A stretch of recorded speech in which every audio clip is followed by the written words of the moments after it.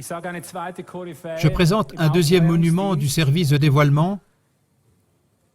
Nous souhaitons la bienvenue à un homme. Je pense qu'il n'y a eu presque aucune AZK jusqu'ici où on n'a pas dit « Cette fois-ci, tu devrais inviter le professeur Daniel Ganser. Aujourd'hui, il est parmi nous. »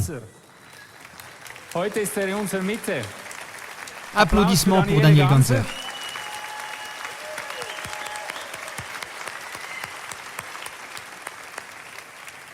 Avant qu'il monte sur la scène, j'aimerais bien le présenter pour tous ceux qui ne le connaissent pas. Au début, quelque chose de personnel. Il est suisse, père de 2 beaux enfants. Je n'ai jamais vu les enfants. Mais on dit tel père, tel fils. Donc ils doivent être beaux.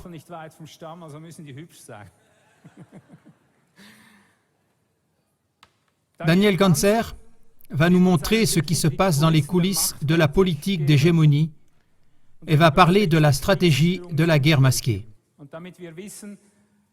Pour qu'on connaisse ses compétences, voici brièvement quelques renseignements sur sa vie.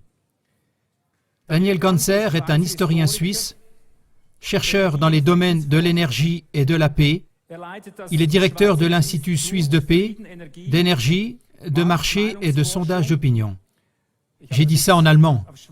Chez lui, le tout est écrit en anglais. Mais je vais vous épargner ça parce que si moi je le dis, ça ne va pas sonner très bien. L'abréviation est SIPER, S-I-P-E-R, et c'est à Bâle. Comme expert en énergie, il étudie le combat global pour le pétrole et le potentiel des énergies renouvelables. Son domaine est très vaste.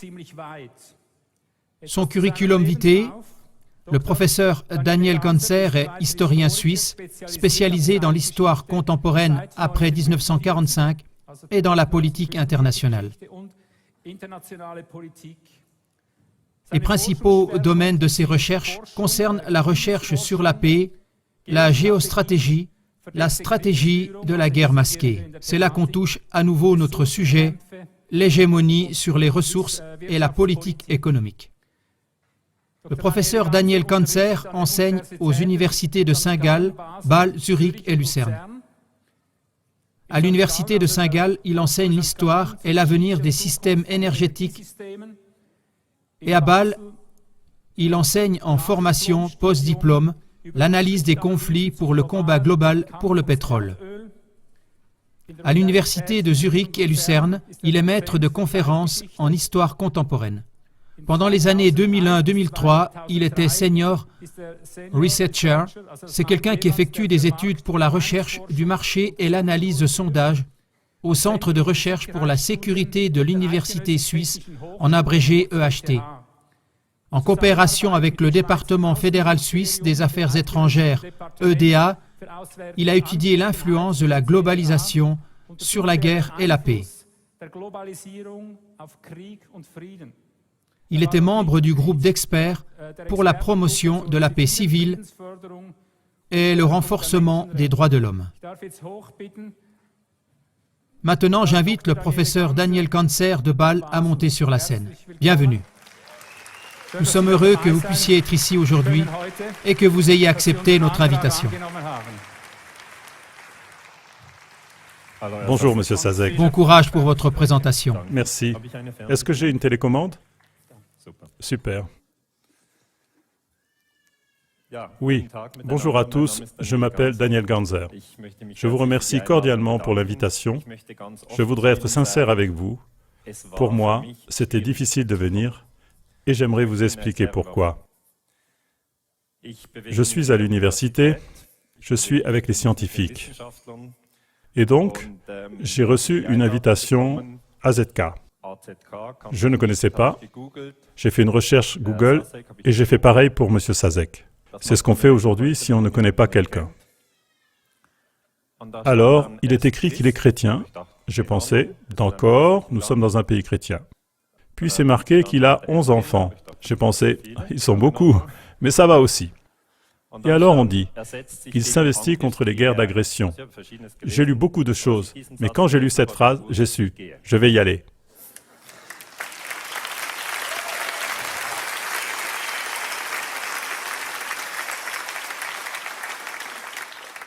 Ça veut dire qu'il y a des éléments qui nous rapprochent, mais vous devez aussi comprendre qu'il existe des éléments qui nous séparent. Et on veut les surmonter. Il faut avoir confiance en soi-même. Et dans ce qui était écrit, l'élément qui nous séparait était que M. Sazek serait un théoricien de conspiration. Et vous devez savoir que des collègues vont me le reprocher. Ils ne sont pas là en ce moment, mais ils vont voir ça et ils vont me dire « Je t'ai vu sur Internet, où étais-tu encore ?» Je vais dire « C'est un homme qui s'investit contre les guerres, donc il mérite mon respect. » Puis ils diront « Mais est-ce que tu es d'accord avec tout ce qu'il dit ?» Donc je vais dire « Je ne sais pas, je ne l'ai jamais rencontré, on s'est rencontrés pour la première fois aujourd'hui. » Et ils vont dire « Oui, mais c'est un théoricien de la conspiration. » Et ça touche un point sensible chez moi, parce que moi aussi j'étais attaqué comme étant un théoricien de la conspiration. Et là, j'aimerais vous expliquer que c'est douloureux. Je ne suis pas un théoricien de conspiration. Je suis un chercheur qui étudie la stratégie de guerre masquée. Et ce n'est pas la même chose. Dans la stratégie de guerre masquée, vous devez étudier le mensonge et la violence, ce qui est une combinaison déplaisante, mais elle existe.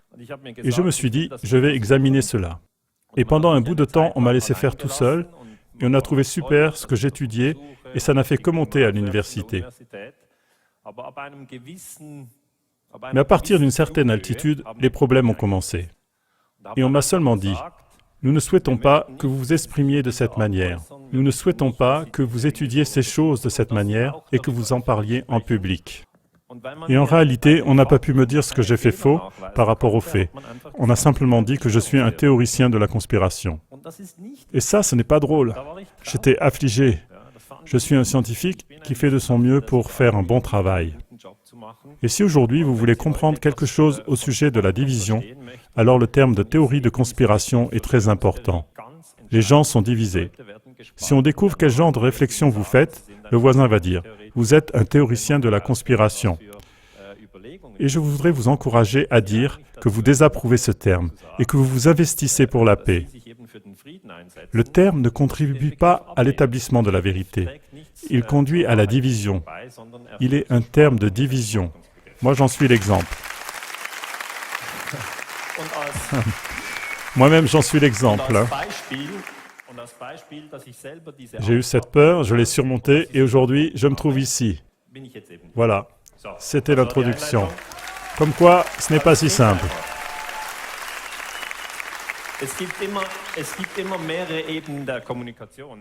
Il existe toujours plusieurs niveaux de communication.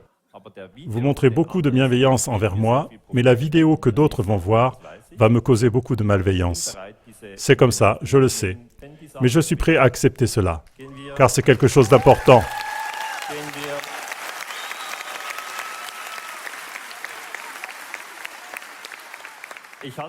Je fais ça avec toutes les invitations. J'ai environ 50 conférences par an et beaucoup viennent d'entreprises privées, de banques, de compagnies d'assurance. Ils veulent aussi savoir qu'est-ce qui se passe derrière les coulisses. Quelques-uns sont des ONG, des gens qui s'intéressent aux énergies renouvelables ou des gens qui construisent des maisons solaires. Hier, j'étais en Autriche dans une entreprise d'énergie solaire. Avant, j'étais chez Volvo à Madrid. Ils veulent lancer un bus qui consomme moins d'énergie, etc. Il y a des discussions intenses et je pense que les gens devraient parler ensemble, d'où qu'ils viennent, quelle que soit leur religion, qu'ils aient un titre ou qu'ils n'en aient pas.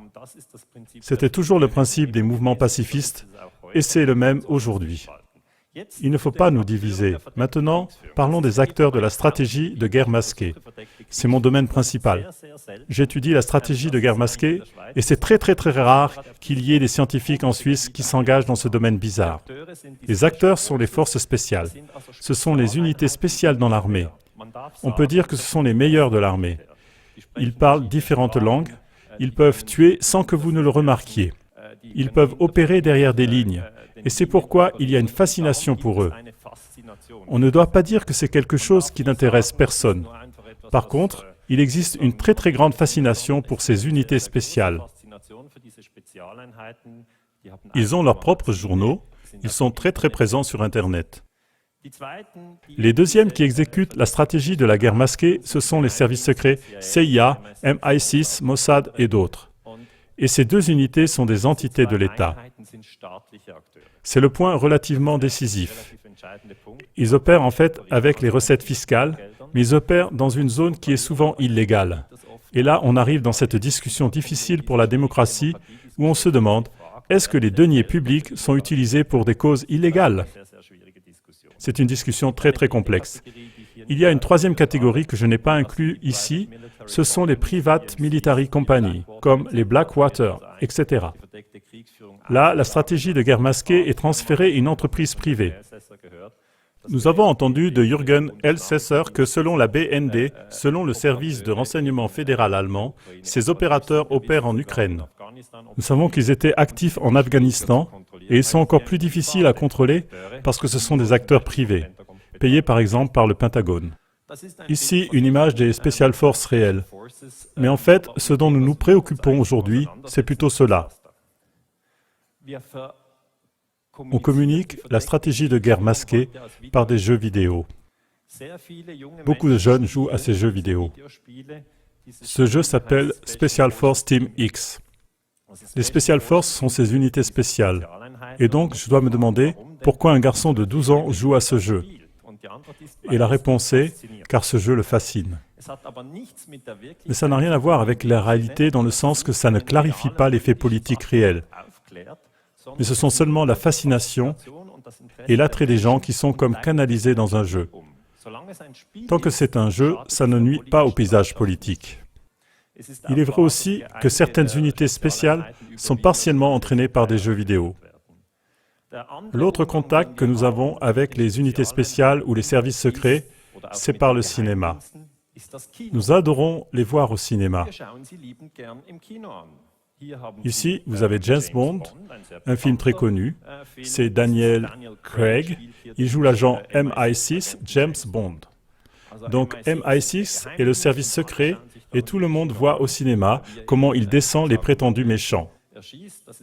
C'est toujours la même intrigue. Et vous voyez que les méchants changent rapidement. Pendant la guerre froide, il a toujours descendu les Russes. Et maintenant, il descend les musulmans. Et ça change constamment, et ça coule en nous, et on ne remarque pas exactement comment ça a changé. Mais ça veut dire que les clichés actuels de l'ennemi sont toujours intégrés dans la fiction. Autrefois, je n'ai pas du tout compris que c'était vraiment comme ça. Mais c'est justement cela. Moi aussi, j'aimais voir James Bond quand j'étais gamin. Je ne joue pas aux jeux vidéo, ce n'est pas de ma génération. Mais j'aimais voir ces films, et pendant longtemps, je n'ai pas réalisé quelle propagande entrait dans mon cerveau. J'ai vu aussi Top Gun, peut-être vous connaissez. C'est un film avec Tom Cruise. Il vole avec des avions de chasse, et je trouvais ça super. Je vous le dis franchement, j'étais adolescent et j'ai trouvé ça super.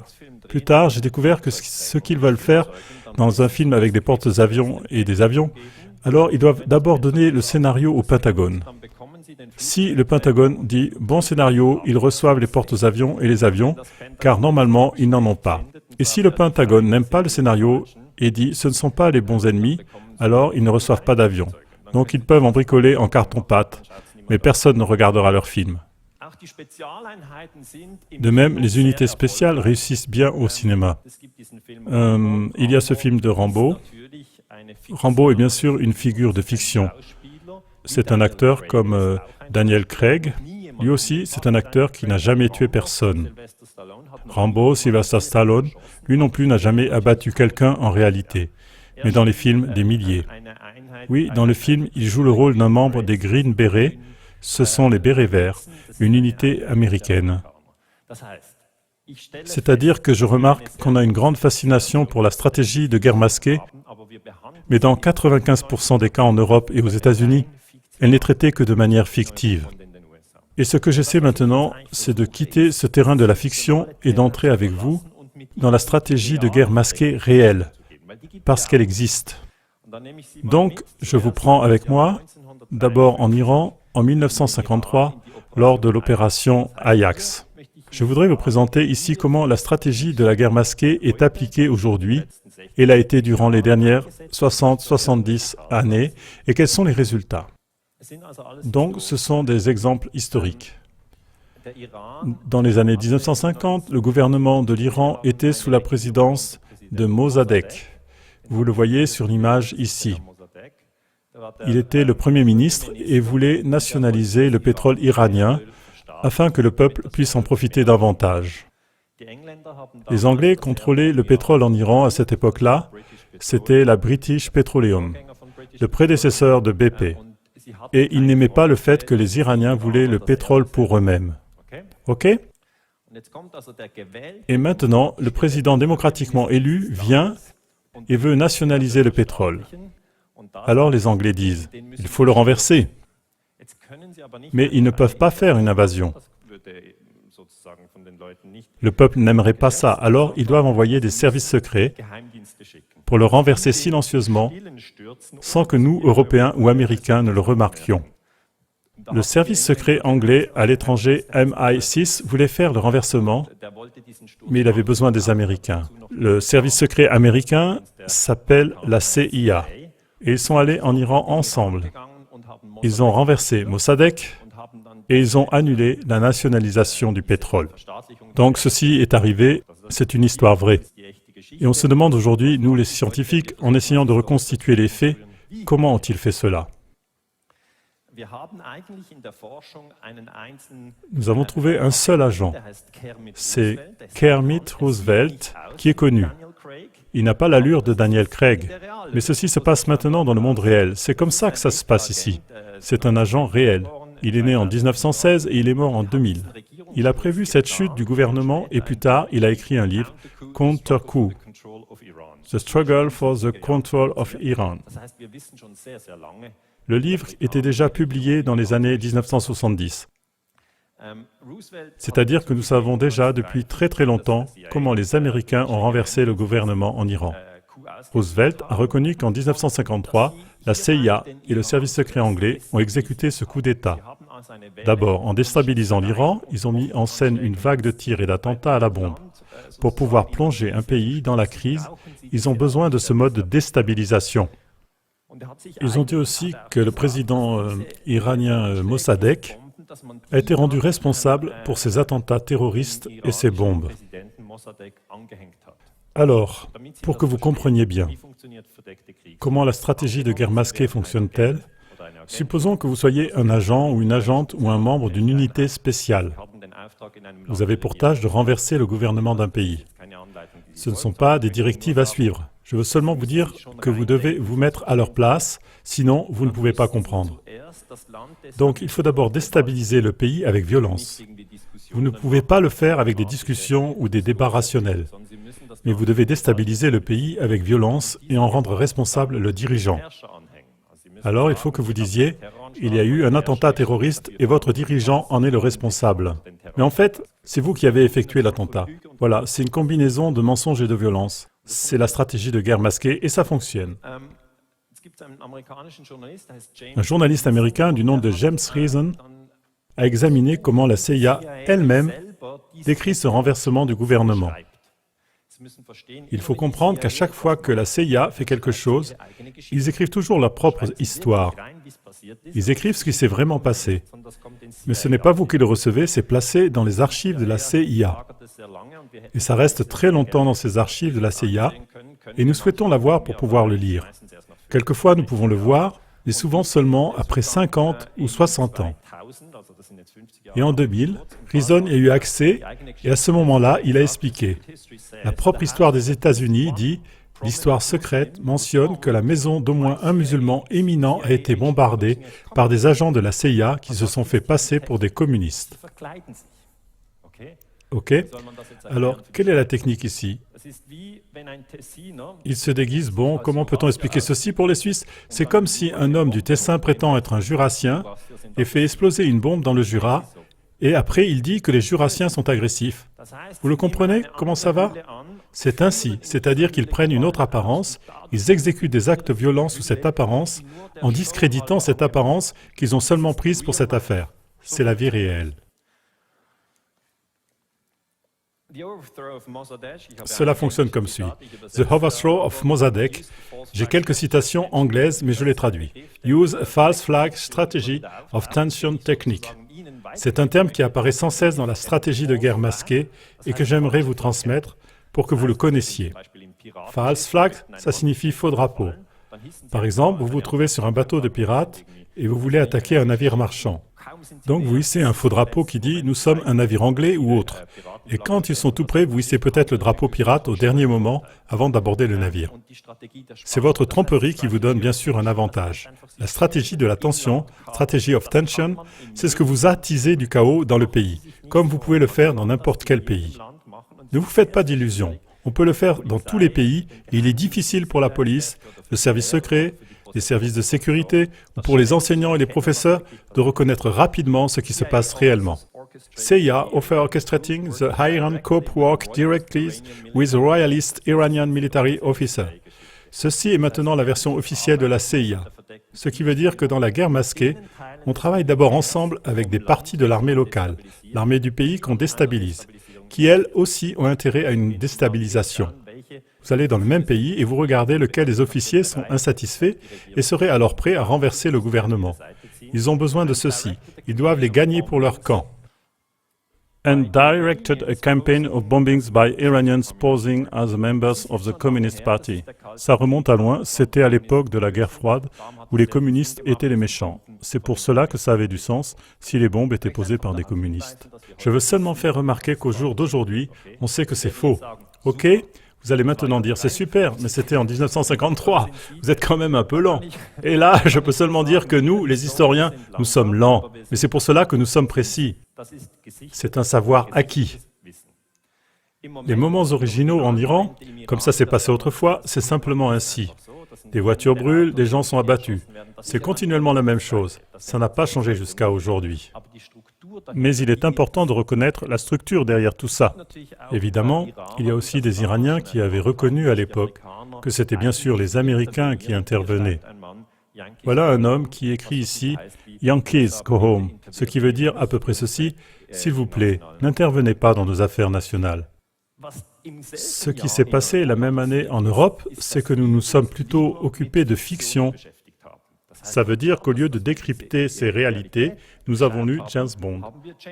Casino Royale est venu en 1953, exactement la même année où le gouvernement de l'Iran a vraiment été précipité par le MI6. Et ça a été le premier livre de Ian Fleming. Ian Fleming est un écrivain et James Bond est un agent fictif. Et nous aimons cela, ok ? Ça veut dire, là, on doit être honnête, que nous aimons la fiction et que la réalité nous est parfois de trop. Et cela, je comprends aussi, parce que dans la fiction, on est toujours du bon côté. Les scénarios sont ainsi, sinon ils ne peuvent pas les vendre. Mais dans la réalité, on est parfois du mauvais côté. Et ça, on ne veut pas l'entendre. J'y vois là une excuse. Et cette excuse est venue de la part des Américains en 2000, c'est-à-dire 50 ans plus tard. La ministre des Affaires étrangères, Madeleine Albright, autrefois dans l'administration de Clinton, a dit « C'est facile de comprendre que beaucoup d'Iraniens désapprouvent cette intervention américaine dans leurs affaires intérieures. » Et c'était cela l'excuse. Il n'y aura pas mieux que ça. Une autre excuse est encore venue d'Obama. Au milieu de la guerre froide, les États-Unis ont joué un rôle dans le renversement du gouvernement iranien qui avait été démocratiquement élu. Cela, il l'a dit en 2009. Et c'est important. Il a dit ça au Caire. Il faut savoir, le Caire est en Égypte, et en Égypte, on a connaissance de ces contextes. Là, il devait le dire parce que tout le monde dans la salle le savait. Et pour les USA, c'est bien sûr très humiliant lorsqu'ils disent toujours que l'Iran est méchant et que nous sommes les gentils, tandis que les Iraniens savent que ce sont les Américains qui ont renversé le gouvernement iranien. Et si c'était le contraire, si l'Iran avait renversé en 1953 le gouvernement américain, alors il l'aurait su. Mais le cas inverse, ils ne l'apprennent pas. Et pour ça, ils ont l'impression que l'Iran est un pays plein de barbares qu'on devrait bombarder. Cette façon de faire la guerre s'appelle information warfare, une guerre d'information. On vous donne certaines informations et d'autres, on les tient éloignées de vous, et votre image de l'Iran résulte alors de cela.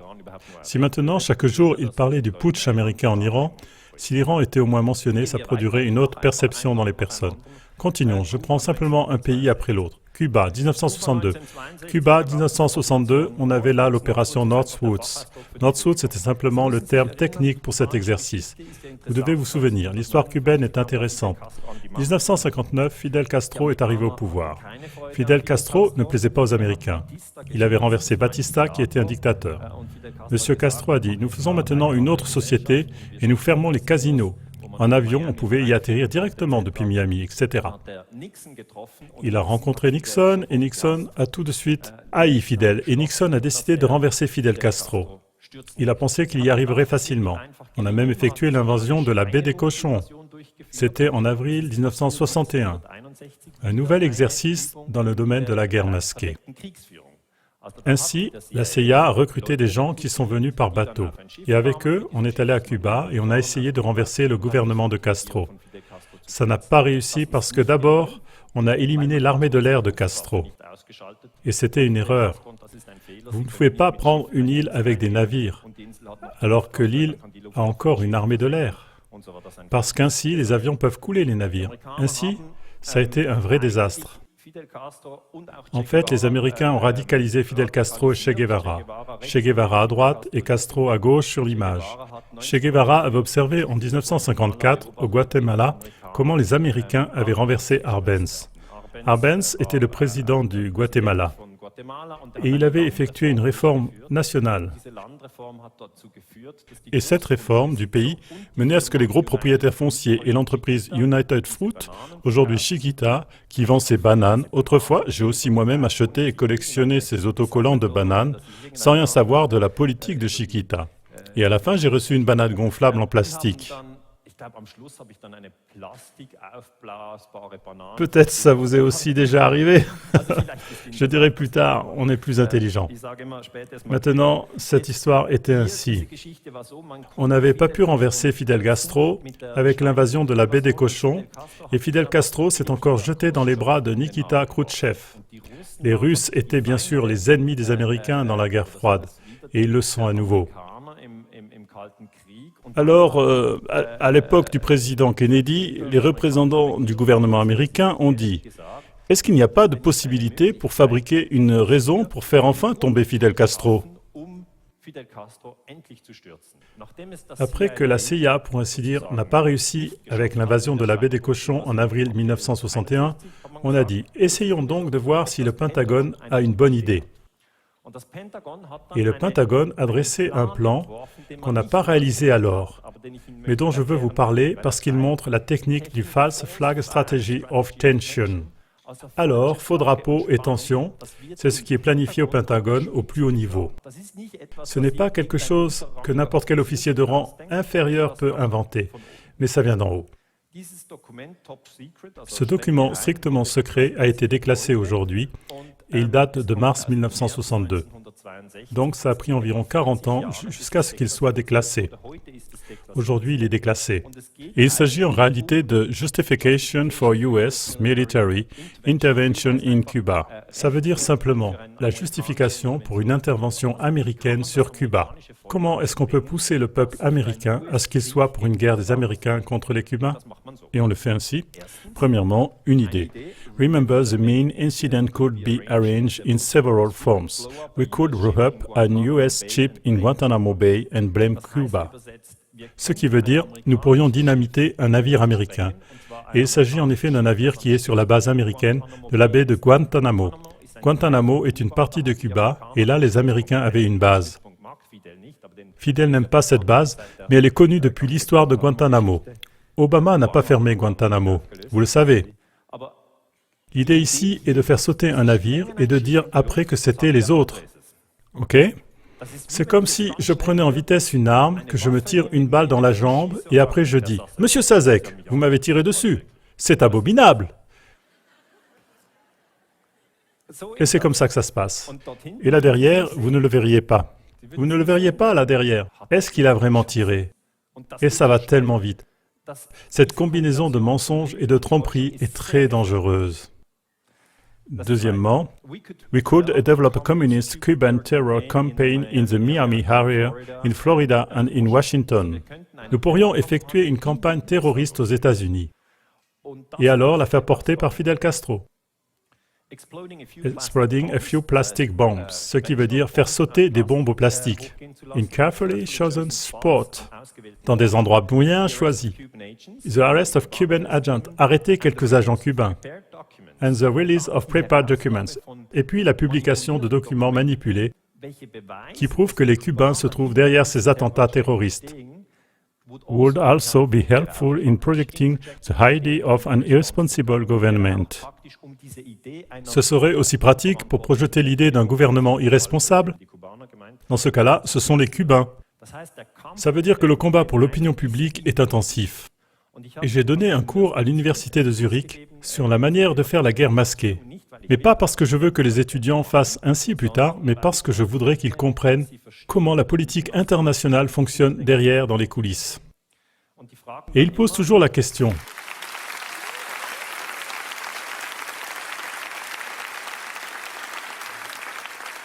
Je ne suis plus à l'université de Zurich, mais j'ai fait la même chose à l'université de Bâle, dans l'enseignement de l'histoire contemporaine, et les étudiants posent toujours la question. Ok, de quoi ont l'air ces gens? De quoi ont l'air ces gens qui planifient cela? Car ce sont eux maintenant les mauvais, des mauvais, des mauvais. On veut les voir, alors je dis. Ils paraissent tout à fait inoffensifs. Ce sont les plus hauts généraux du Pentagone, et l'homme ici tout à gauche, c'est lui qui a signé ce plan. C'est Lyndon Lettmetzer. Il a signé ce plan. C'est le plus haut général au Pentagone. Et puis vient le ministre de la Défense. C'est une fonction civile. Le vice-président et le président. Ça, c'est la pointe. Et ce que je voudrais vous expliquer, ils ont l'air comme nous, selon l'âge. Pour les uns, ils ressemblent à leur propre grand-père, et pour les autres, ils vous ressemblent à vous-même. Ils ne ressemblent pas à l'image du méchant Moudjahidine barbu avec le turban. Et c'est très logique.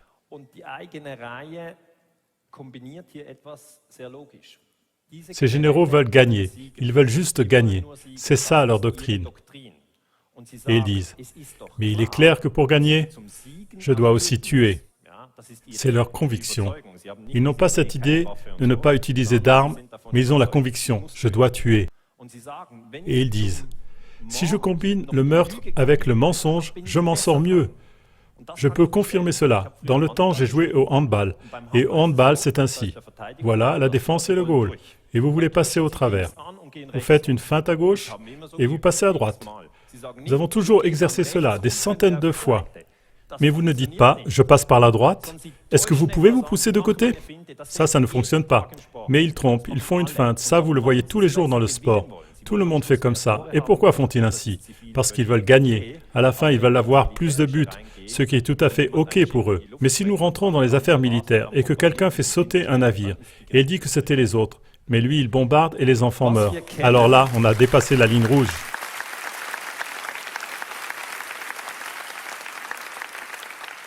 Ce que nous connaissons, ce que nous savons, c'est que cet exercice n'a pas été effectué. OK? Ça n'a pas été fait, c'était un plan. Mais Kennedy a entendu parler de ce plan et l'a stoppé. Il a alors muté Lettmetzer, ce général. Le problème était qu'il était déjà le général le plus haut des États-Unis. Où donc est-ce qu'on pouvait alors le muter? En Europe, OK? Il l'a envoyé en Europe comme commandant général de l'OTAN. Donc en Europe en tant que commandant général. De telles personnes sont exportées chez nous. Mais maintenant, ici, ce qui s'est passé réellement, c'est que cette affaire est devenue hors contrôle. En effet, les Américains ont observé que les Russes avaient stationné des armes nucléaires à Cuba en 1962, exactement à ce moment-là où on a projeté cette guerre masquée. Mais vous avez les images satellites. Jürgen Elsässer l'a expliqué tout à l'heure. À l'époque, on a présenté des images des armes nucléaires américaines. Et le monde était vraiment au bord d'un conflit militaire qui aurait pu se terminer par du nucléaire. Voilà les navires russes et américains. Kennedy disait, les navires russes qui vont vers Cuba, nous devons les stopper. Et puis certaines personnes ont demandé, et s'ils ne s'arrêtent pas? Ils n'avaient pas de plan, pour ce qui se passerait si en quelque sorte ça tournait mal. Ils étaient fortement armés, et aujourd'hui nous le sommes toujours plus. Nous sommes un peuple fortement armé ici dans ce monde. Nous sommes à 7 milliards et nous n'avons jamais été aussi fortement armés. Pour cette raison, c'est très difficile pour un groupe qui cherche la paix et il doit donc s'armer avant tout avec l'information. On doit comprendre comment ces jeux ont été joués, parce que ce sont toujours les mêmes jeux. Ici, à nouveau, la crise des fusées. Et elle a été détournée grâce à Kennedy, parce que Kennedy s'est imposé aussi contre ses propres généraux. Ses propres généraux ont dit « Maintenant, nous bombardons, maintenant c'est parti, nous allons raser l'île ». Il n'a pas fait cela. Il s'est opposé à ce groupe industriel et militaire, et alors il a été abattu en 1963 dans des circonstances mystérieuses. Ici, nous avons son ministre de la Défense, Robert McNamara, qui a alors été reconduit par le gouvernement suivant. C'est le gouvernement Johnson. Johnson est ce président qui a remplacé Kennedy après la mort de Kennedy. Et après ça, Johnson a dit à l'ONU, « Nous soutenons que les États-Unis sont le meilleur appareil qualifié pour préserver la paix mondiale et pour contribuer au bien de l'humanité. » Maintenant, il faut s'imaginer cette hypocrisie. D'un côté, on projette de faire sauter des navires et de faire porter la responsabilité à Fidel. Et de l'autre côté, on explique qu'on soutient l'ONU. L'ONU interdit les guerres d'agression. Elle interdit aussi le terrorisme préfabriqué. Elle est le fondateur du mouvement pour la paix en disant « Nous devons renoncer à poursuivre les guerres ». Il faut aussi saisir que si les gens le comprennent, cela crée avec les temps une très profonde méfiance envers la politique. Si le mensonge est si amer et si violent, on ne se fie plus à ces choses. C'est le résultat normal. J'ai écrit un livre sur ce sujet, La crise de Cuba, l'ONU, sans aucune chance. Ici, j'ai observé ce qui se passe à l'ONU, quand la guerre masquée est utilisée. Par exemple, à ce moment-là, quand les Américains font l'invasion de la baie des Cochons en 1961, ils laissent tomber des bombes sur Cuba. Et puis, l'ambassadeur cubain va au Conseil de sécurité de l'ONU et dit « Écoutez, nous sommes bombardés, ce sont les Américains. » Alors l'ambassadeur américain dit « Non, ce n'est pas nous. Ce sont des pilotes cubains qui sont tellement frustrés par la dictature de Fidel Castro qu'ils bombardent leur propre pays avant de le déserter. » Puis l'ambassadeur anglais dit « Si, mon collègue américain a dit ça, alors je pense que c'est vrai. » Et aussi le français qui dit « Ça a bien dû se passer comme ça. » Et le cubain part complètement frustré et pense « Les Européens et les Américains sont des canailles. » Et il a raison, c'est ça le problème.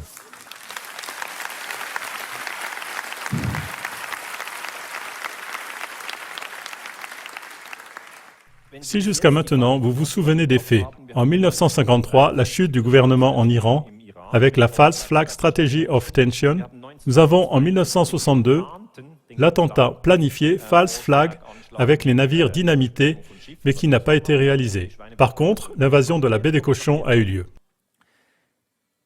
Maintenant, j'en viens au Vietnam. Là, le président Johnson était au pouvoir à cette époque-là. Kennedy avait été assassiné. Et Johnson a dit en août 1964 que les Vietnamiens ont attaqué les Américains. Attaqué dans le soi-disant golfe de Tonkin. C'est un endroit de la mer qui est justement devant le Vietnam. Et puis, on a lu dans le journal américain, c'est un extrait de la presse américaine, North Vietnamese attack US destroyer. Un destroyer est un bateau. Et attaque veut dire une attaque. Ce qui veut dire que les Vietnamiens ont attaqué un navire de guerre américain. Et ce genre de communication est entretenu pour tirer la population américaine dans la guerre. Ils doivent toujours répéter à leur population, « Nous sommes attaqués et pour cela nous réagissons maintenant. » Ils ne peuvent pas dire, « Nos soldats ont attaqué un pays paisible et massacré des enfants. » Sinon les gens diraient, « Ça va pas la tête ?» Mais s'ils disent, « Nos soldats étaient sur un navire et ils ont été attaqués », pour ainsi dire, ça serait correct qu'une nation forte se défende. Cette forme de réflexion est régulièrement utilisée. Johnson a alors expliqué le 4 août que les États-Unis allaient commencer à bombarder le Vietnam. Vous savez que c'est devenu une catastrophe gigantesque. La guerre du Vietnam a causé des pertes innombrables. À peu près 3 millions de Vietnamiens sont morts. Et à peu près 50 000 Américains sont morts. Je vous épargne ça. Mais vous savez, c'est une très grande abomination. La guerre est et reste une abomination. Ce qui m'intéresse maintenant, est-ce que cette attaque a vraiment eu lieu en août 1964? Nous allons voir cela plus exactement. Il s'agit du navire Maddox. Ici, on voit une image originale de ce navire. Il a réellement été dans la région. On a dit que les Vietnamiens ont tiré sur ce navire avec des torpilles. Ce sont des armes sous-marines. Et maintenant, le service secret américain NSA a publié des documents en 2005 qui disent qu'il n'y avait pas eu d'attaque.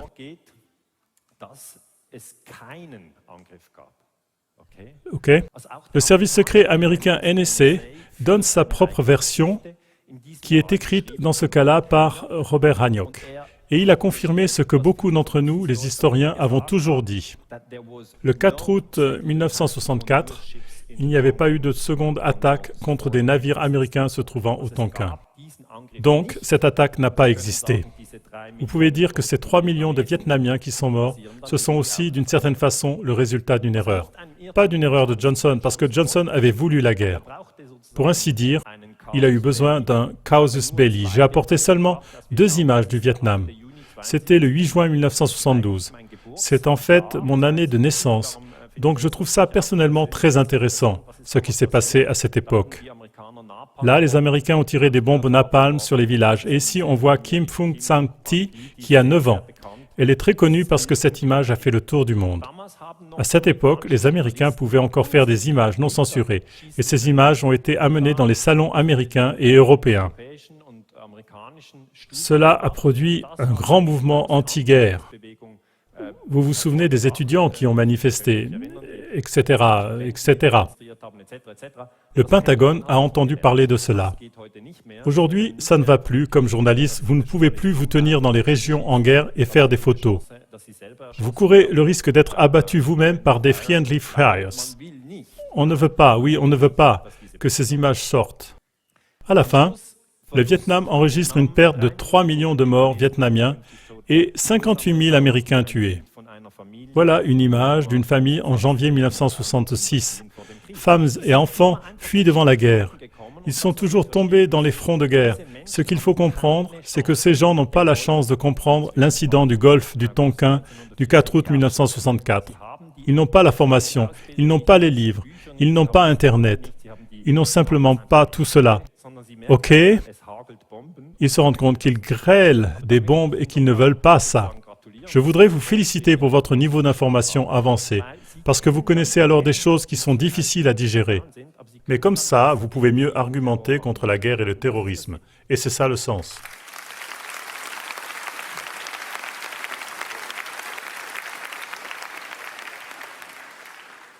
Je voudrais vous éclairer sur le fait que la guerre masquée est effectuée par une minorité.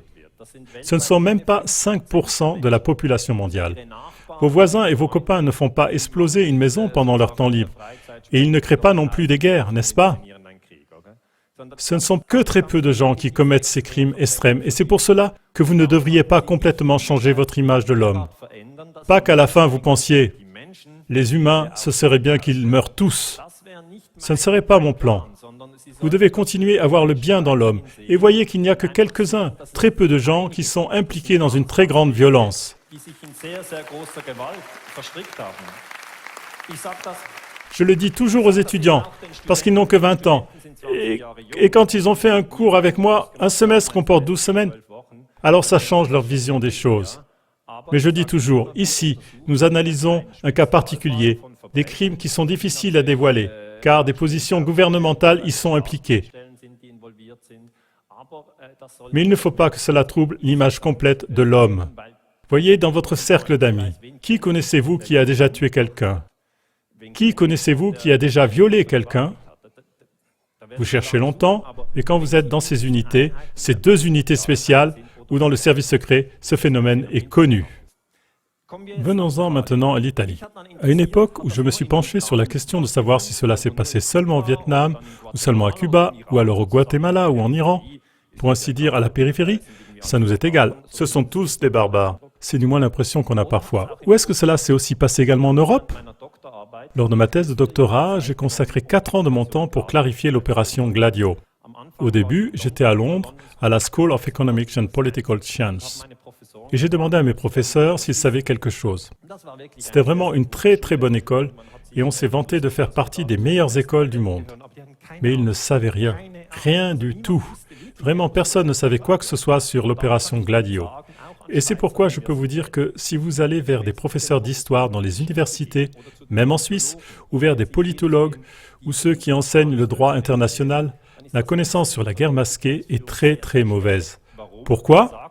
On dit les sources ne sont pas bonnes, et alors je ne peux que leur donner raison. Les sources sont misérables, parce que les services secrets et les unités spéciales cachent toujours tout. Oui, c'est leur idée. Ils ne disent pas « Écoutez, dans le golfe du Tonkin, nous avons fait ainsi ». Mais ils essaient de brouiller les pistes. Et la plupart des scientifiques se sont maintenant défilés de leurs responsabilités et ils disent « Puisque les sources sont mauvaises, j'analyse maintenant la structure des châteaux forts du XVIIe siècle au pied du Jura du Sud. » Et on peut faire cela, oui, là, les sources sont meilleures. Mais nous avons simplement abandonné tout un pan de la recherche, seulement parce que nous avons peur de faire des fautes. Et je dis toujours, des erreurs sont possibles dans l'analyse de la guerre masquée, parce qu'elle n'est pas transparente, mais ce qui en résulte, c'est de la connaissance acquise. En ce qui concerne l'opération Gladio, il y a eu des attentats terroristes en Italie sur des places publiques. L'attentat de Bologne est le plus connu, mais il y a eu aussi des attentats à Milan en 1969 ou à Peteano en 1972. Avant tout cet attentat de Peteano en 1973, Peteano est un petit village au nord de l'Italie, a conduit à ce qu'un juge d'instruction italien analyse cet attentat plus en détail. Et il est venu à la conclusion qu'une bombe avait explosé, qu'elle avait tué, je crois, 3 carabinieri. Ce sont des gens de l'unité paramilitaire en Italie. Ils ont été attirés près d'une voiture, ils ont ouvert le coffre et alors la voiture a explosé. Ce qui se passe quotidiennement de nos jours. À l'époque, cela ne faisait que commencer. Alors, on a dit que c'était les Brigate Rosse. Ce sont les brigades rouges en Italie, le groupe terroriste d'extrême gauche. On a dit ce sont ceux de l'extrême gauche. Par cela, on a discrédité toute la gauche en Italie. Les communistes, les socialistes en Italie, ce sont des terroristes. Plus tard, il s'est avéré que ce n'étaient pas les gauchistes, mais ceux de la droite, que c'était l'extrême droite de l'Italie qui avait fait cela et qu'elle avait fait porter le chapeau à la gauche. Voilà quelque chose que vous connaissez déjà. C'est de la False Flag Strategy of Tension. Connaissez-vous ce terme? Je l'ai introduit avant. Ça veut dire faux drapeau et création de tension. Un attentat terroriste, vous devez comprendre ça, ne vise pas à tuer des gens qui après ne seront plus là. Ce ne sont pas du tout des gens intéressants, parce qu'ils n'ont plus d'influence. Mais ceux qui observent et qui pensent « ça aurait pu me toucher, moi. J'ai aussi besoin de ce vol ou de cette gare, je fais mes courses à cet endroit. » Ainsi, la population devient angoissée et épouvantée. Et ceux qui sont morts ne seront de toute façon pas angoissés et épouvantés. Dans une forêt près du village italien de Peteano, une voiture a explosé le 31 mai 1972. La bombe a tué 3 membres des carabinieri. Et voilà l'attentat qui a conduit à ce qu'on dévoile l'existence en Italie d'une armée secrète sous le nom de Gladio. C'est un juge d'instruction italien qui l'a découvert. Et maintenant, j'aimerais encore souligner ce qui a déjà été dit. Je crois que c'est M. Sazek qui l'a dit. Il existe de bonnes mains. Il y a beaucoup de gens qui veulent en fait que nous ayons moins de violence, qui veulent en effet que nous entrions dans un monde meilleur et qui, sans l'idée de s'enrichir ou d'en profiter eux-mêmes, découvrent des choses. Et le juge italien Felice Cazzone en fait partie. Ce qu'il a découvert, il le dit de la manière suivante. En ce qui concerne les services secrets, l'attentat de Peteano fait partie de ce qu'on peut entendre sous le nom de la stratégie de tension. Cela veut dire produire des tensions à l'intérieur du pays même pour encourager ainsi les tendances conservatrices, révolutionnaires sociales et politiques. Alors que cette stratégie a été mise en place, il était nécessaire de protéger ceux qui étaient à la base parce qu'on a découvert des preuves de leur participation. Des témoins ont caché des informations pour protéger les extrémistes de droite. En Italie, le Parti communiste était très très fort en ce temps-là. Il était bien représenté au Parlement et l'OTAN avait peur que les communistes puissent présenter un jour un ministre de la Défense. Ensuite, le ministre de la Défense aurait directement informé Moscou par téléphone des secrets de l'OTAN. C'était cela en fait la crainte. Alors on a dit, il faut les combattre et on peut le faire avec la stratégie de tension. Celui qui l'a découvert, c'est Felice Cazzone, cet homme-ci. Puis il a forcé Giulio Andreotti, le Premier ministre italien, à avouer. Andreotti a dit en 1990, « Oui, il y a une armée secrète nommée Gladio en Italie, mais elle a été constituée par la CIA et le MI6. Ils ont voulu cela pour tenir les communistes en échec en Europe. Ils ont constitué cette armée secrète pour que des guérillas puissent, en cas d'une invasion de l'Europe, combattre derrière les lignes ennemies. C'était l'idée fondamentale. Mais il y avait encore une deuxième idée, que ces unités puissent aussi intervenir contre le peuple paisible si le peuple votait mal. Le 3 août 1990, le Premier ministre Giulio Andreotti a attesté l'existence de l'armée secrète nommée Gladio. Il a dit « Gladio fait partie du réseau du Stay Behind de l'OTAN, qui a été développé par la CIA et le MI6, et qui existait aussi en dehors de l'Italie. » Donc cela veut dire qu'il a dit « Oui, il existe des armées secrètes en Italie, mais pas seulement chez nous, c'était donc très intéressant. » Les Français ont dit « Cela n'existe pas chez nous, c'est Mitterrand qui l'a dit. » Puis Andreotti a dit « Mais quand même, les Français étaient aussi présents à la dernière séance. » Puis Mitterrand a dû corriger. Donc c'est quelque chose dont personne n'aime parler. Oui, les armées secrètes conduire des guerres masquées, la terreur insinuée. On dit toujours « Cela n'existe que très loin d'ici, mais pas chez nous. » Vito Miceli, le chef des services secrets militaires italiens SISMI, a dit « Gladio était une partie des services secrets militaires italiens SISMI. » Et il s'est fâché parce qu'il a dû comparaître en justice et il a dit « Cela n'existe pas. » Et il est même allé en prison. Je suis allé en prison parce que je n'ai pas voulu avouer l'existence de cette organisation super secrète. Et maintenant Andreotti vient et informe le Parlement. Alors là, il était très fâché. Pour vous, quand vous avez retenu que Gladio est une opération des services secrets militaires italiens en collaboration avec le MI6 et la CIA, c'est suffisant. J'ai écrit un livre sur ce sujet, l'OTAN, armée secrète en Europe, la terreur insinuée et la manière de faire la guerre masquée. Et dans ce livre, je cite Vincenzo Vinciguerra, c'est un des extrémistes de droite qui a effectué cet attentat à Peteano. Ça veut dire qu'il a d'abord contribué à l'éclaircissement de tout ce système et de derrière les barreaux, donc à partir de la prison, il a expliqué. On a dû attaquer des civils, des hommes, des femmes, des enfants et des personnes innocentes, des personnes inconnues qui se trouvaient bien loin de la politique. C'est ce que Vinciguerra a expliqué. Il a été jugé coupable de l'attentat de Peteano. La raison pour cela était simple. Les attentats devraient conduire les gens, le peuple italien, à demander une plus grande sécurité à l'État. Ça veut dire que si vous utilisez la stratégie de tension, vous pouvez dire après, à partir de 8 heures, il y aura le couvre-feu, ok? Alors tout le monde reste à la maison, tous pensent oui, c'est une bonne idée, car c'est un monde dangereux. Si vous n'avez pas d'attentat terroriste et vous dites à partir de 8 heures, il y aura le couvre-feu, les gens viennent et disent « La sera, facciamo la festa », donc à 8 heures le soir, nous prenons la pizza et le vin rouge. Alors c'est tout clair. Comment peuvent-ils avoir l'idée d'un couvre-feu? Et ils répondent « Nous avons besoin de plus d'argent pour la police. Nous devons mieux vous surveiller. » Puis ils vont toujours dire « Tout cela, nous ne le voulons pas. » Mais dès que vous avez un attentat terroriste, c'est clair. Oui, vous pouvez même aménager chez moi dans mon salon. Cette technique vise les vivants, pas les morts. Ok? Vous devez comprendre cela. C'est une énorme faute analytique de beaucoup de gens qui pensent « Heureusement, je n'ai pas été touché. » Si, c'était vous la cible, c'est vous qu'ils ont atteint.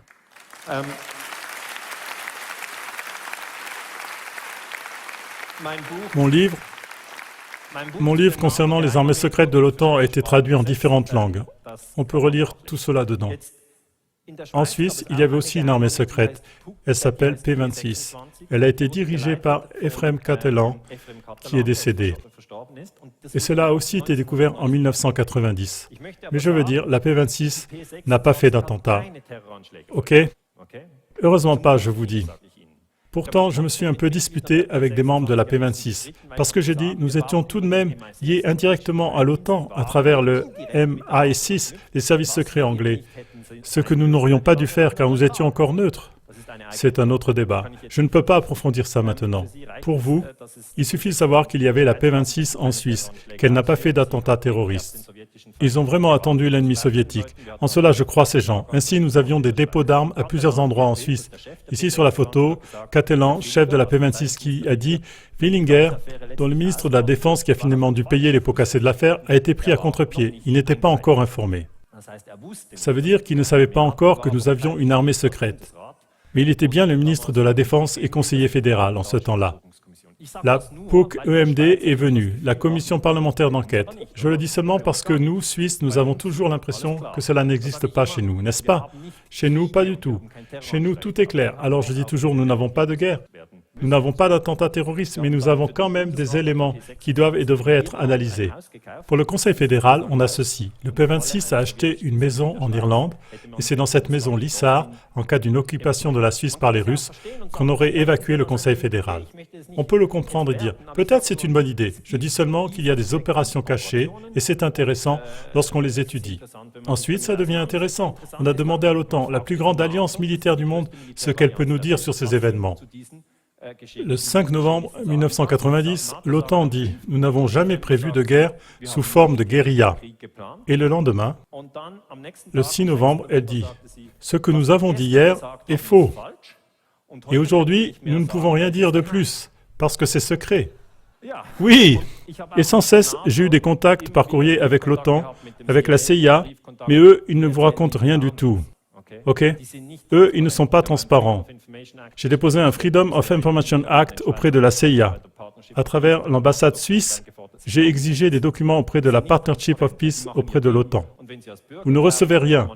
Ils ne sont pas transparents. Ils font leur propre truc. Et si vous croyez qu'en tant que citoyen, on pourrait leur demander si on le veut, non, on ne peut pas. L'Union européenne, en tant que Parlement, a alors protesté et a dit « On est contre ces armées secrètes. Nous protestons contre l'idée de certains officiers américains et du Tchèp. » C'était le quartier général de l'OTAN en Belgique. Alors nous protestons contre le fait que les Américains et l'OTAN constituent des armées secrètes en Europe. Et le Parlement européen a exigé et demandé qu'on analyse ces armées secrètes et également le problème du terrorisme, pour voir s'ils avaient affaire à du terrorisme. Vous pouvez voir, après cela, il ne s'est rien passé du tout. Simplement rien du tout. Et c'est ainsi parce que chaque politicien ne peut que perdre. S'il n'en résulte rien et qu'il n'y a pas de lien, alors vous ne pouvez pas non plus gagner une élection. S'il en résulte quelque chose, qu'il y avait quelque chose, alors vous en portez la responsabilité, parce que c'était votre parti qui était au pouvoir, et cela n'a pas de sens. Ça, c'était pour l'Europe. Allons un peu plus loin. C'est plus simple. Opération satanique. Elle s'appelle vraiment comme ça. En 1985, les Français ont fait exploser le bateau de Greenpeace, le Rainbow Warrior. Ce bateau était parti dans le Pacifique parce que les Français y lançaient des bombes atomiques de surface. Greenpeace ne voulait pas cela, et il est allé en bateau. Ainsi, les Français ne pouvaient plus lancer les bombes atomiques qu'ils voulaient tester. Et puis Greenpeace a dit, « Ça ne va pas ». Et Mitterrand, qui était président en ce temps-là, a dit, « Allez, éloignez donc ce bateau de Greenpeace. » Et comment peut-on enlever ce bateau de Greenpeace? Si vous pensez à nouveau, vous êtes le président, comment vous l'enleveriez? La guerre masquée, vous téléphonez au ministre de la Défense, le ministre de la Défense dit « Oui, je m'en occupe ». Le ministre de la Défense téléphone au chef des services secrets militaires et dit « Mets-le de côté ». L'autre dit « Ok, je m'en occupe ». Il n'y va pas lui-même, bien sûr. Lui, il a une unité pour la guerre masquée. Ceux-ci envoient des plongeurs de combat qui accrochent une mine au bateau. La mine explose, le bateau coule et disparaît réellement. Ok, cela fonctionne. En tant que président, vous devriez seulement encore dire « Mais moi, je n'en savais rien ». C'est ainsi que ce jeu marche. Mais on a pu remonter, on a vu que c'était le ministre de la Défense, Charles Hernu, qui avait donné le commandement. Et il a dû démissionner. Puis, en tant que président, on se protège et on dit « Oui, bon, le ministre de la Défense parti, 2 mois. » Même le chef des services secrets militaires, on peut le sacrifier aussi. C'est sa ligne de retraite. Stratégie de repli en tant que président. Pierre Lacoste, c'était le chef de la DGSE, ça veut dire Direction Générale de la Sécurité Extérieure. Lui, il était chef des services secrets militaires depuis 1982. Il a dû démissionner le 12 septembre 1985, après le scandale du Rainbow Warrior. Lacoste a toujours dit « Qu'est-ce que vous croyez? Aurais-je fait cet attentat sans l'aval du président? Qu'est-ce que vous croyez? Bien sûr que non. » Il a toujours dit « Ce consentement, je l'ai reçu du sommet. » Et Mitterrand, un socialiste, a dit « Non. » Ok. Jusqu'à sa mort, il n'a jamais dit la vérité sur le Rainbow Warrior. Mais sur le bateau, un photographe de Greenpeace est mort. Et sa fille, c'est Marel, elle a toujours dit, ce n'est pas possible. Mon père a milité contre des essais de bombes atomiques et il est mort lors d'un attentat terroriste. Combien cela est-il injuste? Et naturellement, il en est ainsi. Que toujours plus de gens comprennent que cette manière cachée de faire la guerre fait de gros dégâts. Ce n'est pas juste. Si vous raisonnez, ce n'est donc pas juste quand un État fait un attentat. C'est l'argent des impôts. Et c'est déjà assez dur de payer des impôts. Mais quand on les utilise pour pratiquer la guerre masquée, la ligne rouge est vraiment dépassée.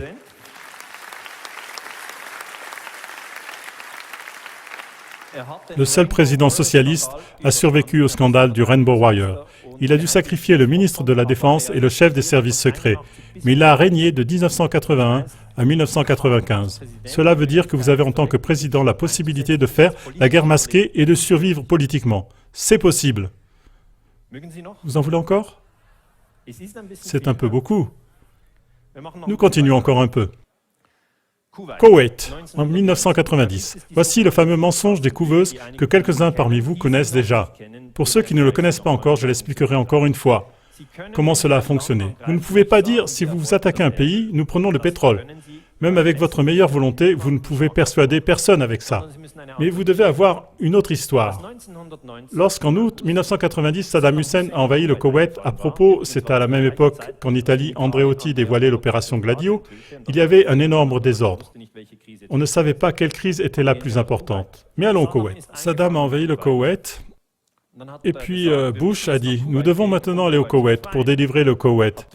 C'était le président Bush, Bush senior, il l'a dit aux États-Unis. Puis les généraux américains ont dit, pourquoi donc? Alors il a dit, un pays ne peut pas envahir un autre pays, ça ne va pas. C'est contre le droit international, c'est contre la charte de l'ONU.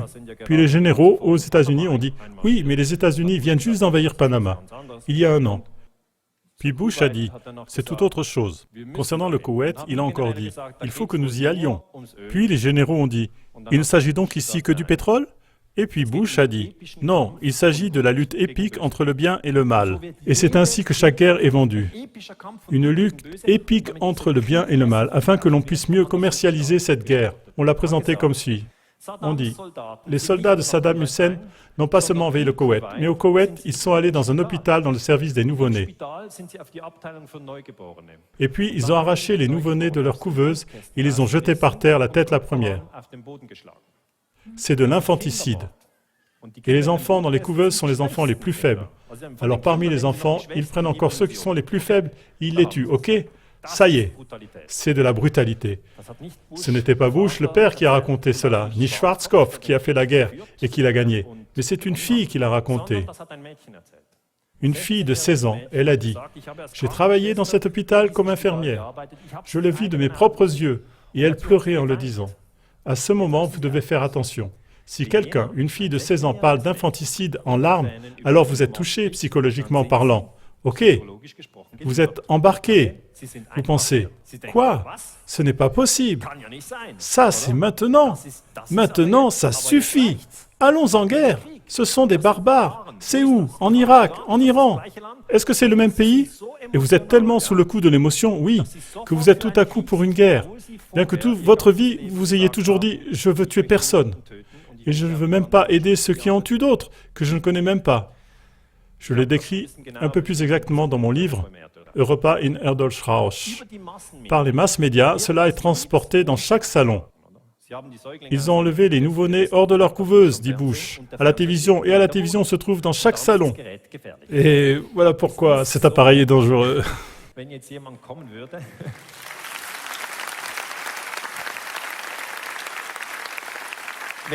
C'est comme si quelqu'un venait chez vous à la maison et barbouillait le mur de ketchup dans un beau salon suisse.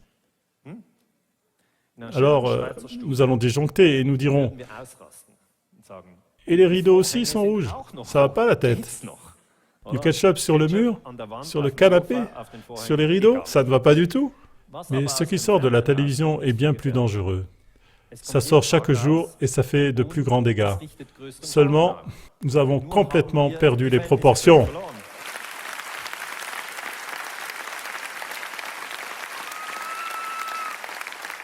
Après la guerre, je vous dis, les historiens travaillent lentement, mais nous sommes précis. Après la guerre, nous avons pu prouver que l'histoire des couveuses était un mensonge. C'est pourquoi ça s'appelle le mensonge des couveuses. La fille appelée Najira n'a jamais travaillé dans cet hôpital, mais elle avait l'apparence d'une Koweïtienne, car c'était la fille de l'ambassadeur du Koweït aux États-Unis. Oui, c'est aussi simple que ça. Bien sûr, elle doit avoir l'apparence, et je voulais dire qu'elle aussi, elle a été utilisée. Une fille de 16 ans. Oui, les adolescents racontent sans doute des choses qui ne sont pas toujours la vérité, mais ils ne racontent pas des guerres, ça ne les intéresse pas. Mais elle a fait un casting et elle a été choisie par une agence de publicité qui s'appelle Hill et Knowlton dans une séance de casting comme étant une ambassadrice motivée. Ils avaient un budget d'1 million pour vendre la guerre et ce budget a été financé par le Koweït. Chacun a donc tiré son profit. Les Koweïtiens ont reçu des milliards pour les réparations de guerre de la part des Irakiens et les Américains ont reçu des bases militaires au Koweït. Et ce, exactement à la fin de la guerre froide. Car, pendant la guerre froide, on n'aurait jamais pu faire ça. Mais en 1990, l'Union soviétique se trouvait en crise. Immédiatement, on est allé dans le Golfe Persique et on a mis le grappin sur le pétrole. 2003, les armes NBC, vous les connaissez? J'en parle très brièvement. Nous avons des raisons de supposer que Saddam Hussein fabrique des armes nucléaires, a dit Dick Cheney, le vice-président de l'époque. C'était un mensonge, rien que du mensonge. Rien n'est vrai. Les étudiants demandent « Pourquoi ces gens ne sont-ils pas en prison ?» Alors je réponds « Les prisons leur appartiennent, ce n'est pas si simple. Vous ne pouvez pas y aller. »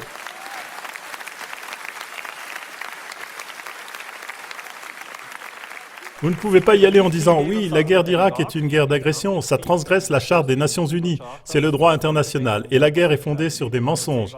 Les armes, NBC, et c'est pourquoi vous devez aller en prison. Vous ne pouvez pas faire ça, ça ne va pas.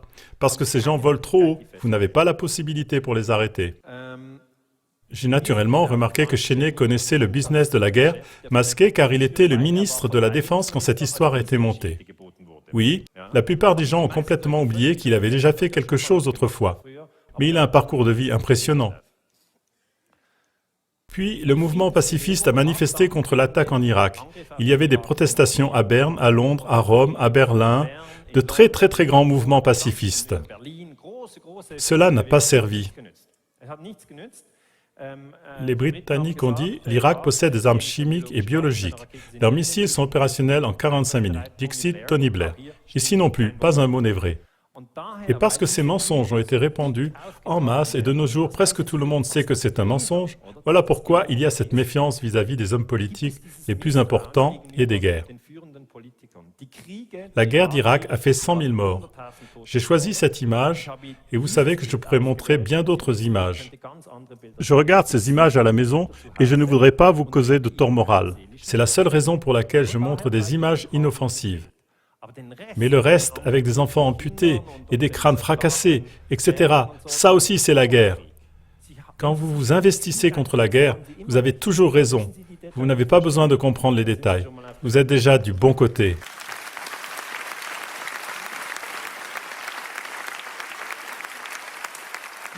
Ce qu'on a fait à cette époque-là, Condoleezza Rice, la conseillère à la sécurité, l'a dit. Elle a fabriqué des liens entre Al-Qaïda et l'Irak. Bon, ce qu'on a fait, on a associé les attaques terroristes du 11 septembre avec l'attaque contre l'Irak et on a dit, oui, Saddam Hussein a aussi joué un rôle le 11 septembre. Et les soldats qui n'ont pas eu une bonne formation, ils ne peuvent pas faire la différence entre Saddam Hussein et Ben Laden, et ils ne peuvent pas non plus analyser les attaques terroristes du 11 septembre. C'est comme ça.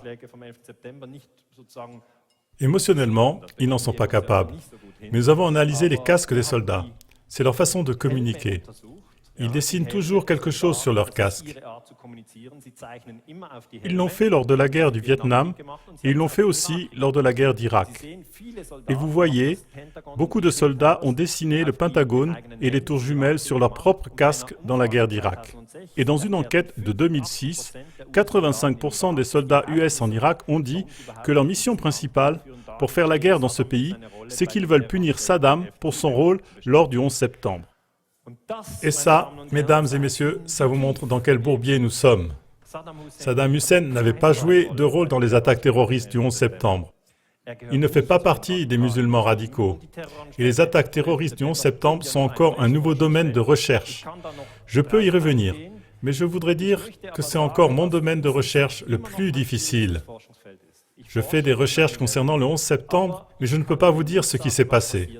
Je sais que beaucoup de gens ici se sont déjà fait leur opinion sur ce qui s'est passé. Je me trouve sous une très grande pression pour rejoindre l'un ou l'autre groupe. Et je dis toujours, il y a 3 histoires. C'était Ben Laden, il a surpris les États-Unis, 3000 morts, c'est l'histoire officielle. Deuxième histoire, c'est Ben Laden. Mais Bush et Cheney sont criminels. Ils ont vu venir les attaques et les ont intentionnellement permises. 3000 morts, guerre pour les ressources naturelles, restriction du droit civique. Troisième histoire. C'était Ben Laden. Non, ce n'était pas lui à la troisième histoire. Les vidéos faites sur lui sont falsifiées. Les services secrets et les unités spéciales, les gens que j'analyse toujours, ce sont eux qui ont exécuté les attaques terroristes. Ils ont attaqué le peuple afin de proclamer la guerre contre le terrorisme. Ces 3 histoires sont là. Oui, je ne peux pas vous les dévoiler. Je les appelle surprises. Lee-Hop et Mi-Hop. Et j'argumenterai en disant qu'il faut toujours laisser le débat ouvert. Mais vous allez découvrir que si vous discutez sur le 11 septembre avec vos voisins, ça peut conduire aux querelles. Et ce n'est pas bon. En principe, cela devrait conduire à un examen plus approfondi de la politique internationale. Je peux seulement vous dire de quoi nous discutons dans la recherche. Ce sont les tours jumelles, un avion fonce là-dedans, et un avion fonce dans l'autre tour, et les tours s'écroulent. Pour la plupart des gens, c'est ça, le 11 septembre. À l'arrière-plan, c'est le World Trade Center numéro 7 qui s'est aussi écroulé le 11 septembre, mais aucun avion ne l'a touché. Ce qui veut dire que pour le moment, c'est pour moi la tâche de recherche la plus difficile. 2 avions, 3 tours, et ce n'est pas un détail, mais nous les historiens, nous devons le résoudre. Nous devons réussir à établir pourquoi ce 3e bâtiment s'est écroulé, même si aucun avion n'a foncé dessus. C'est le 3e bâtiment. Il s'écroule très rapidement.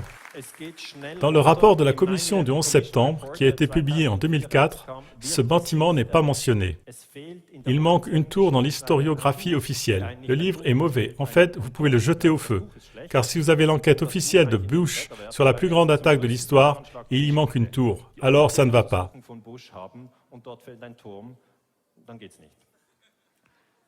À l'époque, j'ai travaillé au centre de recherche pour la sécurité de l'université à Zurich et j'ai visité les chantiers. Ils m'ont dit que le WTC-7 a probablement été dynamité. Et j'ai dit, non, il n'y avait pas d'explosion ce 11 septembre. Alors ils ont dit, si, voyez ici, vous devez regarder les coins, ils s'écroulent en chute libre. Excusez-moi, je reviens en arrière et je fais des va-et-vient. Ce n'était pas comme ça. Mais ce sont des moments décisifs sur lesquels la recherche va encore longtemps se casser la tête. Ou une explosion, ou le feu.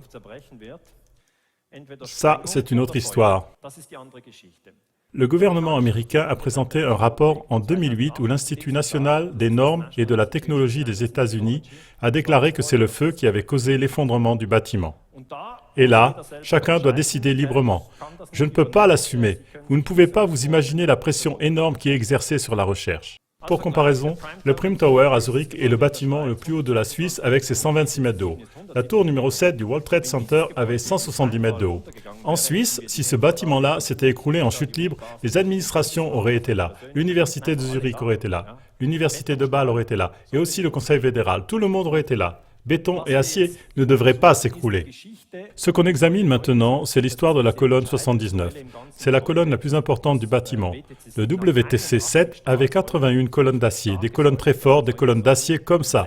Elles sont verticales. Et cette colonne 79 aurait été déstabilisée par l'incendie d'un bureau et ce serait la raison pour laquelle tout le bâtiment s'est écroulé en chute libre. Vous pouvez réfléchir vous-même. J'aimerais attirer votre attention sur le fait qu'on discute de cela aussi au Japon. Vous allez bien sûr quelquefois sur Internet, peut-être vous avez visité ce site. Ça, c'est un homme politique japonais. Les Japonais n'ont pas de pétrole. Donc, ils veulent savoir, est-ce qu'il s'agit d'une guerre pour le pétrole, le gaz ou d'une chasse aux terroristes? Et les terroristes sont-ils toujours là où se trouve le pétrole, le gaz? Ou bien comment ça fonctionne? Et ils ont discuté de l'effondrement du VTC numéro 7 au Parlement. J'ai aussi parlé un peu de ce sujet avec les parlementaires suisses dans les coulisses. Un parlementaire a dit à l'autre, « Nous prenons ce sujet dans notre commission de politique de sécurité. » Et l'autre a répondu, « Non, il vaut mieux ne pas le faire.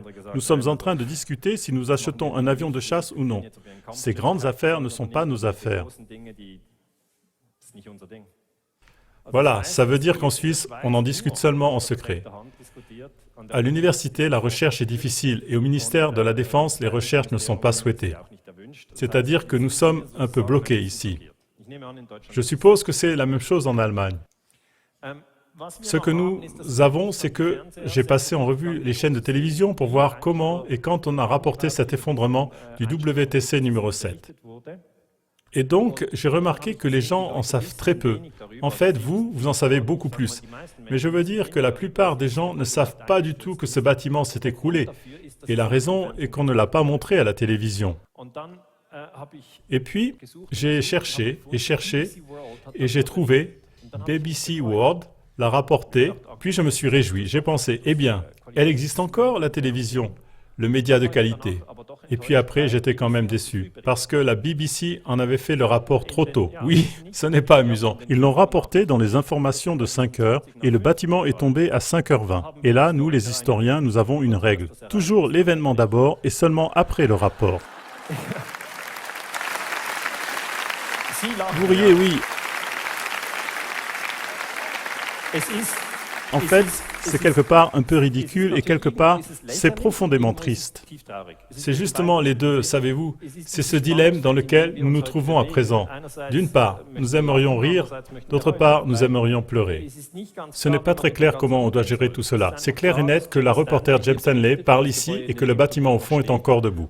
Et nous l'avons contrôlé, c'est une image correcte. Et ce n'est qu'en 2008 que le directeur de la BBC World, Richard Porter, s'est excusé et a dit « We were working on an incorrect news agency report », ce qui signifie « excusez-moi ». Et puis il dit « We had this gentleman from Reuters ». Nous l'avons reçu de l'agence Reuters. Mais Reuters est la plus grande agence du monde. Donc ça ne s'améliore pas, ça s'empire. Et ce que nous avons à présent, c'est que les Américains sillonnent une région avec un camion sur lequel est écrit « Did you know a third tower fell on 9/11 ?» Ce qui veut dire « Saviez-vous qu'une troisième tour s'est écroulée le 11 septembre ?» Et en bas, c'est écrit « Building 7 not hit by a plane collapse in free fall ». Ainsi, le bâtiment 7 s'est écroulé. Voilà, vous avez alors les Américains qui le regardent. Ceci, c'est maintenant à San Diego 2013. Et cela aussi, c'est une situation grave, parce que les gens ne le savent pas du tout. Et tout d'un coup, une personne fait demi-tour, et comment pourrait-on alors gérer cette personne? Et c'est ça que nous avons à présent. Nous avons tous beaucoup d'informations assimilées. Et moi aussi, je le fais. Je le trouve des fois très fatigant. Mais il n'y a pas d'alternative. Je crois qu'on doit passer par là. C'est un moment de désillusion. Je veux dire, où on n'est plus trompé. Mais à mon avis, cette détromperie est nécessaire. Les optimistes sont en route ici-bas. Ils distribuent leurs traités. J'aimerais bien savoir ce qu'Edward Snowden dirait à propos du 11 septembre. Parce que la NSA possède certainement des données concernant le 11 septembre. Et nous n'avons pas encore reçu ces données. Peut-être nous les recevrons un jour. Entre-temps, cette dispute concernant le WTC numéro 7 continuera. Mais ce qu'on peut déjà en ce moment observer, c'est que les scientifiques, de même que les journalistes qui remettent cette guerre contre le terrorisme en cause, sont eux-mêmes diffamés comme terroristes et théoriciens de conspiration. Cela veut dire qu'ils risquent beaucoup s'ils communiquent de cette manière. Ce qu'à présent je fais depuis de nombreuses années. Et je vous le dis par ma propre expérience, vous avez toujours de nouvelles personnes qui disent « Tu es un cinglé ». Un théoricien de la conspiration. Bon, on ne m'a pas encore appelé un terroriste jusqu'à présent, mais vous serez attaqué. Il n'est pas possible que vous vous occupiez de ces sujets et que tout le monde s'en réjouisse. Vous ne pouvez pas vous attendre à cela. Reporters sans frontières disent que les journalistes d'investigation et leurs informateurs, même des États comme les États-Unis et la Grande-Bretagne, les mettent maintenant dans la catégorie des terroristes. En tant que scientifique, j'ai besoin de journalistes qui font des investigations, et ça veut dire que s'ils ne peuvent plus faire leur travail, c'est sûr, nous n'aurons pas ces données. Puis, il y a une carte où on voit où l'information est encore correcte et où elle ne l'est pas. Là, vous pouvez en penser ce que vous voulez. Où est notre place? La Suisse? 15e place. Eh bien, soit alors nous avons au moins la possibilité de nous réunir ici sans qu'on nous emmène après. C'est un plus. Réjouissez-vous. La carte n'est que partiellement vraie. Nous continuons. Un tour de force. Bon, la série en 2003. Le méchant dans ce jeu, Assad, lui, il doit être tué. Vous l'avez déjà vu? C'est Ben Laden, c'est Milosevic, c'est Assad, c'est Poutine. Cela change tout le temps. Ben Laden, n'importe où qu'il se trouve. Saddam Hussein, c'est toujours la politique qui chasse un méchant. Et quand il est mort, tout serait bien de nouveau. C'est comme ça qu'on l'explique. Évidemment, ce n'est pas vrai. En Syrie, nous avons une situation complexe qu'on nous explique ainsi. Les sunnites radicaux seraient la solution. Ce sont ces personnes-ci. Et ce sont exactement les mêmes personnes dont nous avons dit pour le 11 septembre qu'ils sont d'Al-Qaïda. La plupart des gens auraient été très confus si on n'avait pas du tout simplement changé les termes et si on avait dit « c'est l'armée syrienne libre ». Ok. Cela veut dire, l'information de guerre fonctionne de la manière suivante. Quand la même unité est votre amie pendant une année et l'année suivante elle est votre ennemi, alors vous devez la renommer. Ok? Et maintenant, il ne s'appelle plus Al-Qaïda, mais il s'appelle l'armée syrienne libre. Et ils se battent contre Assad et sont évidemment soutenus par l'Arabie Saoudite, qui sont aussi des sunnites. Et de l'autre côté, le Koweït, qui lui aussi soutient des sunnites. Et puis bien sûr, vous avez l'Iran et la Russie qui veulent garder Assad au pouvoir.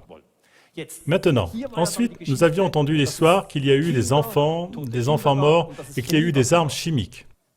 Et à ce propos, Carla Del Ponte a dit « Nous avons des témoignages de médecins, de réfugiés dans le pays voisin et de personnels d'hôpitaux qui disent qu'on a employé des armes chimiques. Pas du côté du gouvernement, mais du côté de l'opposition. Ça veut dire, voici le gouvernement et voilà l'opposition. Évidemment, si on veut intervenir et bombarder Assad, il faut avoir une preuve qu'il emploie ces armes chimiques contre les enfants. Ok. Ensuite, c'est rentré dans les médias. C'était la grande catastrophe. Del Ponte soupçonne les rebelles. Blick, des rebelles syriens auraient employé du gaz toxique. Les rebelles peuvent avoir employé du gaz neurotoxique. Une nationalisation rebelle sarin gaz. Del Ponte des Nations Unies dit qu'il y a des preuves que les rebelles syriens utilisaient des gaz sarin. Mais au fait, les rebelles sont ceux qui sont soutenus par les États-Unis et par la Grande-Bretagne. Ici, ça ne va pas du tout. Ici, le paysage médiatique s'est vraiment dirigé dans la mauvaise direction. Franco Cavalli disait « En Syrie, le seul cas affirmé de gaz toxique a été assigné aux djihadistes. Il semble qu'ils auraient reçu ce gaz toxique de l'Arabie Saoudite. Ce n'est pas tout à fait clair. Puis l'ONU a dit « Bon, alors nous ferons une analyse de ce gaz toxique. » Et ils sont entrés dans le pays le 19 août 2013. Le problème, c'est que nous avons tellement de conduites masquées de guerre que nous arrivons à peine à suivre. Ceci est maintenant la conduite masquée de guerre de l'an dernier. Et eux, ils sont entrés dans le pays le 19 août pour analyser l'attentat d'Alep en mars 2013. S'ils l'avaient analysé en toute quiétude, nous aurions probablement eu le bilan suivant.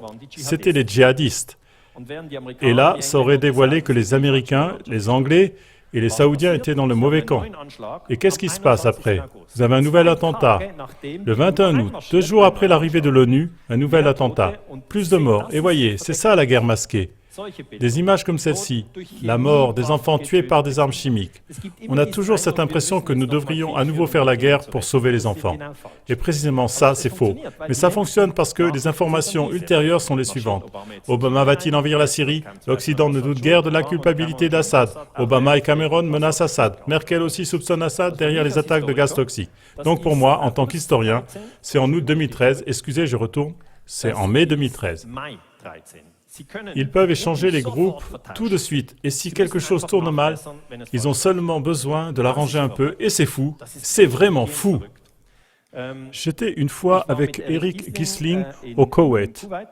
Arnold Oettinger, lui aussi, était là, et Ulrich Tilgner. Et nous avons... La situation au Proche-Orient est compliquée. On ne l'a pas seulement besoin de distinguer entre sunnites et chiites, mais c'est vraiment un domaine étendu. Et son estimation, je la trouve bonne. Il a dit, ça aurait aussi pu être des terroristes Al-Qaïda qui aimeraient entraîner les États-Unis dans une nouvelle guerre. C'est possible aussi. Il utilise aussi le terme de terroristes d'Al-Qaïda. Il ne les appelle pas l'armée syrienne libre. Il a déjà tout compris. Il s'est détaché lui-même de cette propagande. Je pense que c'est un homme bien. Mais maintenant, on a parlé de tous les sujets, car l'Ukraine, nous l'avons déjà eu, et je crois que nous n'avons pas besoin de le répéter. Alors, j'aimerais bien passer à la conclusion. Premièrement, comme scientifique ayant des expériences de longue date, je peux vous assurer que la guerre masquée existe. C'est un fait. Demain, ce sera pareil, et après-demain aussi. C'est la première chose. Deuxièmement, la guerre masquée est difficile à élucider et elle gêne énormément le mouvement pour la paix. C'est un dégât gigantesque pour le mouvement de la paix et je ne peux que vous recommander d'observer de façon critique cette manière de tuer et de mentir. Troisièmement, et ce sera la dernière chose que j'aimerais vous communiquer, j'aimerais vous recommander expressément de comprendre que cela n'est qu'une minorité absolue. On l'appelle aussi « the crimes of the 1%», c'est-à-dire les crimes du 1%. Il n'en est pas ainsi. Ça, j'aimerais surtout le dire aux jeunes qui sont dans cette salle. Il y a beaucoup de jeunes ici, je ne veux pas dire que c'est le comportement normal des hommes. Ce n'est pas le comportement normal, mais c'est un comportement de psychopathe. Cela devrait être étudié, bien sûr, de manière approfondie, mais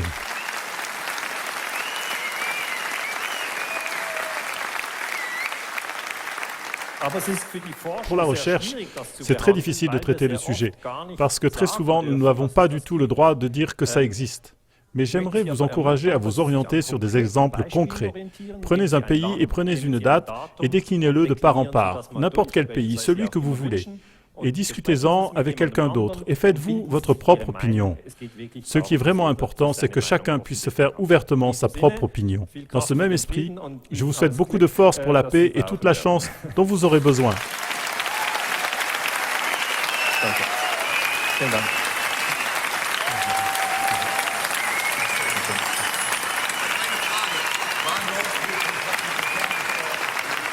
Ja,